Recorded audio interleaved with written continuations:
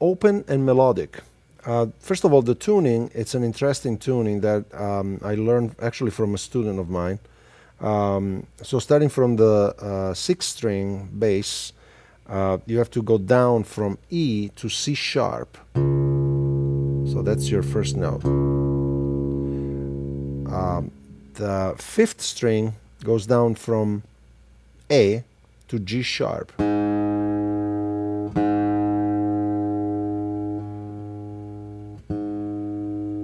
Now the fourth string goes up from D to E.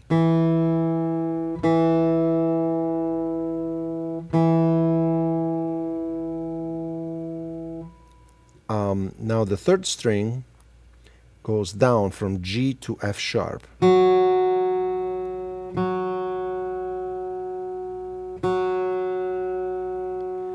The second string stays the same, B,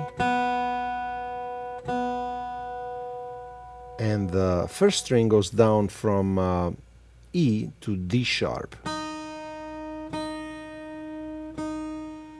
So this, when you play all six strings open, you have a very beautiful chord. This is C sharp minor 11. So let's start from measure number one. As far as the fingering of your left hand is fairly simple. So index on the first fret of your first string, played at the same time with the open sixth string. Notice that the arpeggio, the melody here is carried by the second and first string, and so you want to really differentiate the bass and accompaniment from the melody, because the melody is this.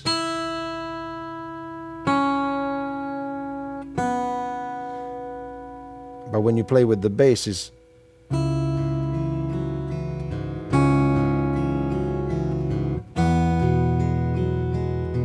so that's what you want to do. So when you play the melody with the bass, you want to make sure that you play the bass, the accompaniment, softly. Don't play it too loud.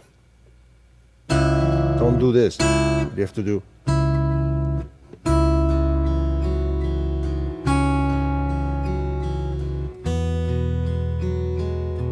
So let's go measure by measure. So the measure number one is simply the index on the first fret of your first string. Then measure number two, you have the middle on the second fret of the second string, and the bass line is still the same. But then when you move to the third measure, you have a partial bar with the index that bars on the third fret of the sixth and fifth and fourth string, although the fourth string is fretted on the fourth fret. So, and when you play measure number three, you play the sixth and the second at the same time. Now notice that when you tune the sixth string down, if you press too hard, like on the third fret, if I add additional pressure by pressing down, the pitch changes. Listen. You hear that? So you have to be really sensitive about not pressing too hard, otherwise you will go out of pitch.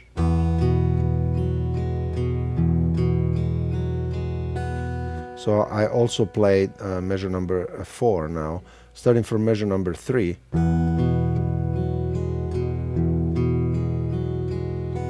And at that point you take advantage of the very last note on measure 4 to reach a full bar on measure 5, on fret 5, I'm sorry, and it's also measure 5. So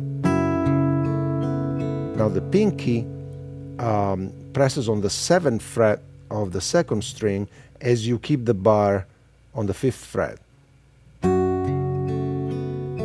At the end of measure number 6, you release the position and you play the open 3rd string.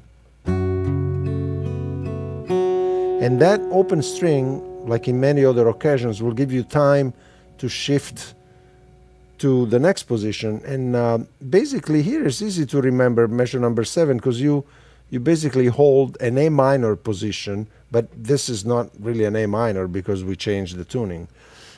So measure number 7 sounds like this. Measure number 8.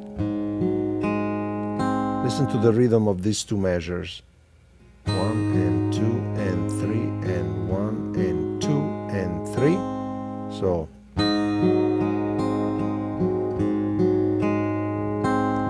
now here you have to really quickly shift to a half bar on the 5th position of your guitar, just pressing on the 3rd, 2nd, and 1st string, 5th fret. So this 8th fret of your 1st string is played with the pinky.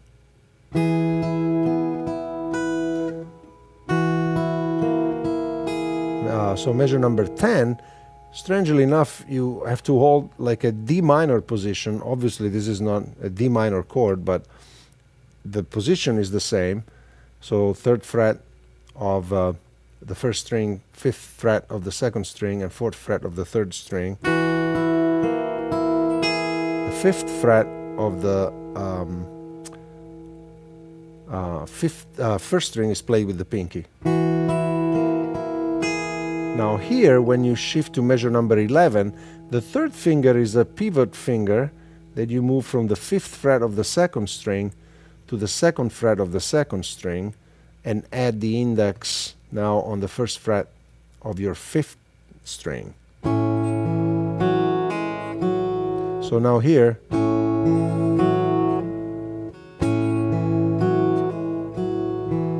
okay, so that hammer-on is done with the pinky on the 2nd fret of the 3rd string. That's a hammer-on. Then you stay there. Okay, so measure number 12 is 1st fret of the 5th string at the same time with the open 1st string. Okay, then measure number 13, you position the 1st finger on the 1st fret of the 1st string and the 2nd finger on the 2nd fret of the 2nd string. Okay, that's the measure 13. Then release, and now you press on the 2nd fret of the 4th string, 2nd fret of the 3rd string, and 1st fret of the 1st string. Okay, that's measure 14.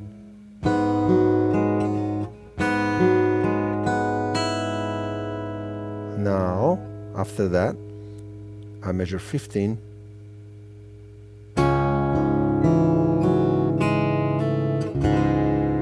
So look at the fingering here of my left hand. 2nd fret of the 2nd string. There's a hammer-on from the 2nd fret of the of the 3rd string, I should say, to the 3rd fret of the G string. So it's the 1st fretting hand and the 3rd finger of the fretting hand. So it goes.